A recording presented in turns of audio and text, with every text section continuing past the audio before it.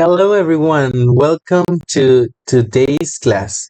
My name is Professor Ivan Cáceres, and today for our class, we'll be learning about jobs, and specifically, we will be giving opinions and describing them. I hope that you are as ready as I am to start, so let's go to it. First, before we start, you should remember that these course classes will be held also by checking the virtual classroom, so don't forget to check it to see if there's any activity or anything that you have to do over there. Now let's get started. To warm up, like it says here, it says, do you know or do you remember these professions here?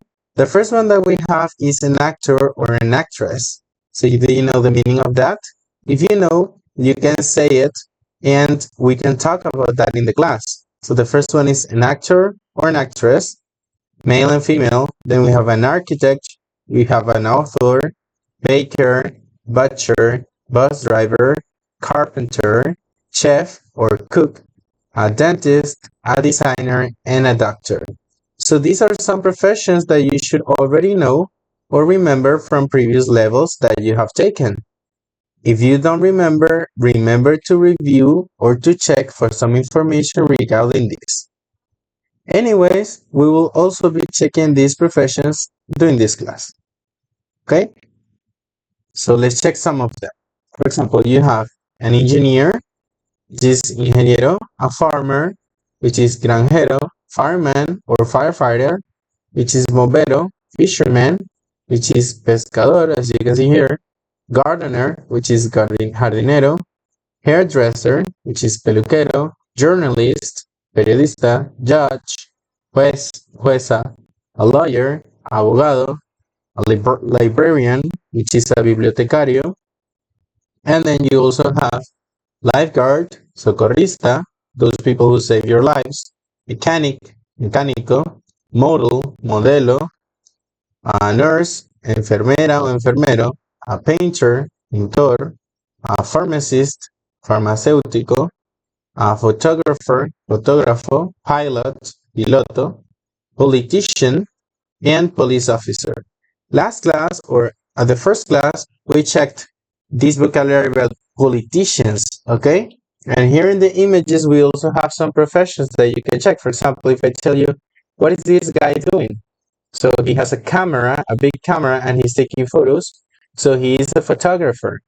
Then you have this one. What is it doing? It has a drawing palette or colors.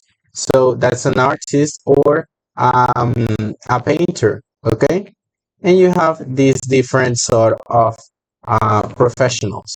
Okay, good. Now let's go with the next one, which is the last one about professions.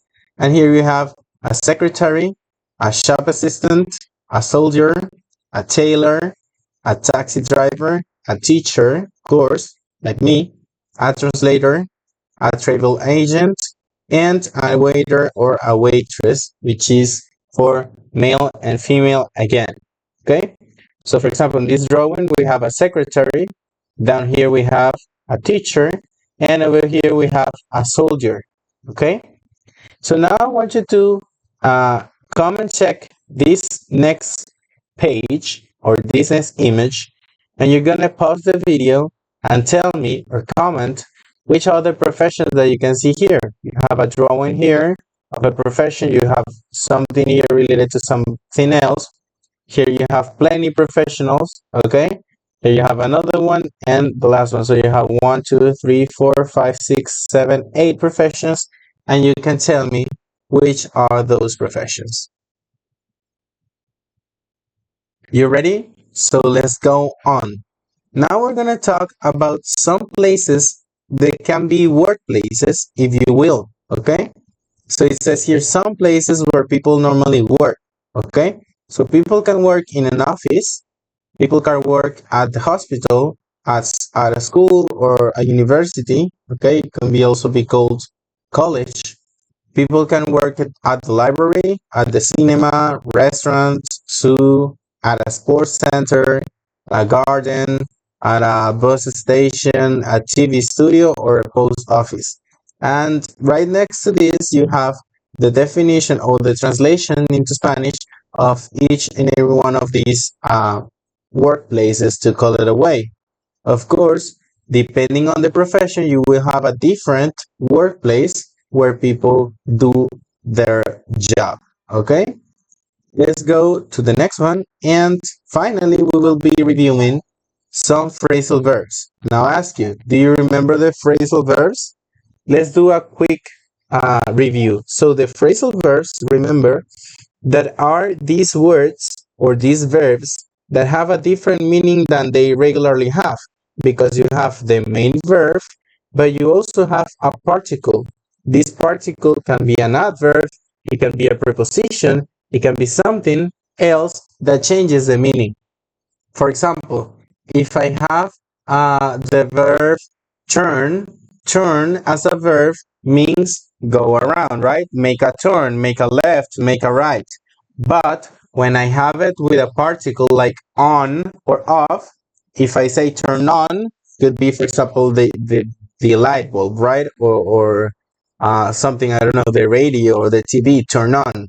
And turn off, it would be the opposite, like this, turn off and turn on. Okay, turn on the light is on, turn it off is off. Okay, so we may have that just by changing the particle, because the word turn stays the same, so we don't change that, we only change the particle. Okay, now let's go with some phrasal verbs which are related to working. Okay, so here we have carry out, which says it is do a particular work or research, llevar a cabo in Spanish. Okay, for example, the employees carried out the new policies set by the company. Okay, then we have take over, which is to take control of something, tomar el control.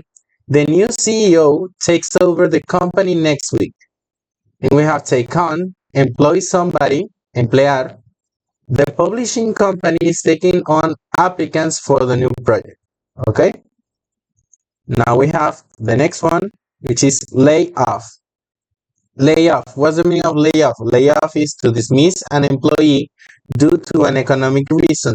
Despedir empleados por falta de dinero o liquidez en la compañía. For example, Mary laid off her secretary because the company couldn't afford his salary. In this case, it was a male secretary. Okay. Then we say number 2, knuckle down, begin to work harder, trabajar con energía. We are nearing the launching date, so everyone is knuckling down, okay? Because we are so close to the launching date, everyone is knuckling down. And then we have hand in, which means to submit something to a person, entregar. It's similar to deliver, but it's something that you have to comply with, okay? For example, please hand in this report to my manager. You also use this verb when you talk about homework, right? In classes with me. Hand in the homework. Entregamos la tarea, okay? Very good. Let's go with the next one. And we have burnout. It says, be extremely tired. Estar quemado o estar agotado, okay? You are so tired, you are agotado. For example, he has worked here for so long that he's already burning out. Okay, está demasiado cansado. It's like this little image that you have here. Is very, very tired. Then you have knocked off, which is to stop working, dejar el trabajo, terminar. For example, it's the end of the working day, so we are going to knock off. Como es el final de nuestra jornada, vamos a dejar de trabajar. Then you have call off, okay, que sería cancelar, to call it off. Okay, we'll start later, but we don't have to call the meeting off. Podemos comenzar más tarde, pero no es necesario que cancelemos nuestra reunión. Let's go with the following examples, and we have filling for, okay, which is to do something, to do somebody's job temporarily while the person is not in the area, okay, sustituir a alguien. Please, can you fill me in or fill in for me on Friday? Okay, can you fill in for me on Friday? ¿Podrías reemplazarme el viernes? Workout, which is to develop in a successful way. Resolver. Also, remember that workout can be um, something similar to doing exercises, okay? Doing workout. So you have to watch out on that usage. It says, if things don't go as planned, then we'll work it out. Si las cosas no salen como han sido planeadas, tendremos que resolver, okay? Work it out. Then step down is to resign or leave a job, okay? It's similar to quit, renunciar. She decided to step down and enjoy her life in the countryside. Ella decidió salirse, renunciar para disfrutar su vida en the countryside, que sería en el campo, ¿no? En el aire libre. Now that you know this, you can check some of these phrasal verbs that you can use in the classroom whenever we talk about working, okay? So please take note of them and we will check them furthermore in the classroom. Now, I would like us to do a quick exercise so that you can relate or try and relate the work with the definition, okay? So we have just one exercise, which is exercise time, and you can stop the video, okay? You can take a photo of the exercise, okay? And you can decide if you send it to the WhatsApp or if you grab it to do your homework and you copy it in your notebook, okay? So let's go with the exercises. Let me deactivate my camera just for a second. Okay. So you can see that exercise. I need you to check that and do the exercise just the way you would normally do it. It's just a matching exercise. Okay, so you're gonna match the words in the left to the words in the right. Okay, so to the definitions. Okay, so you have some words here on the right. You have to match them to the definition in the left. Okay.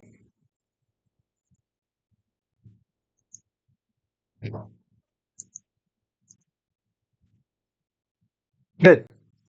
So if you're ready, let's go to the final of the class, and it says, that's it.